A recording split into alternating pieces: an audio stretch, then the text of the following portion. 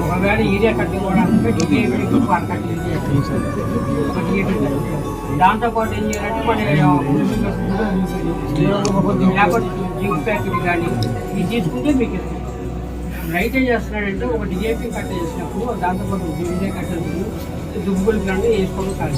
ఇప్పుడు నాకు రెండో కోట వచ్చినాం సపోజ్, ఈ రెండో కోటలో కూడా ఈ దుబ్బుగులు తీసుకొస్తేనే మేము ఇస్తామన్నట్టు. రైతులు దానివల్ల చాలా నష్టపోతున్నారు. ముడి పెడుతున్నారు. ఒకటి ఇంకో ఇక్కడ ఏంటంటే ఇప్పుడు రాజకీయంగా సొసైటీల్లో ఇప్పుడు నేను ఆ సొసైటీలతో అనుకోవడం అనుకోండి, ఒక పార్టీకి ఆ పార్టీకి అనుకోవడం అదేమనంటే అక్కడికి ఆగండి. అదేమనంటే అనుకో వాళ్ళు మొన్న ఎప్పుడు డబ్బులు కట్టేశారు, మేము లారీకి లోడ్ కట్టేటప్పుడు వాళ్ళు డబ్బులు కట్టేశారు, మేము వాళ్ళకి ఇచ్చేస్తున్నాము, మీకు లేవయ్యానట్టు. ఎందుకంటే ఇష్టమైన వాళ్ళగా ఒక రకంగా, ఇష్టం లేకపోయిన వాళ్ళగా ఇంకొక రకంగా, ఈ రకంగా రెండు రకాలుగా భావించి మొన్న చంద్రబాబు నాయుడు గారు ఒక మాట అన్నాడు, వైఎస్ఆర్ పార్టీ వాళ్ళకి కనుక పనులు కనుక చేస్తే కనుక వాళ్ళకి పాము కనుక పాలు పోసినట్టు అని చెప్పి మనం మాట్లాడారు సార్.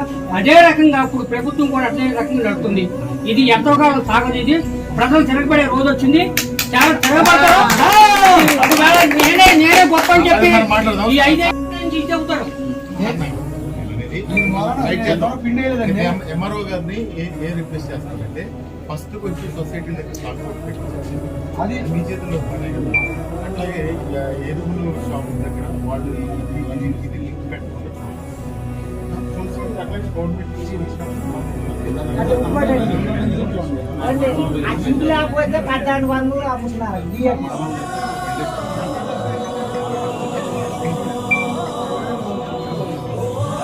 చెప్పాలి మా పనులు జరగండి. చెప్పని పోతున్నా చేయలు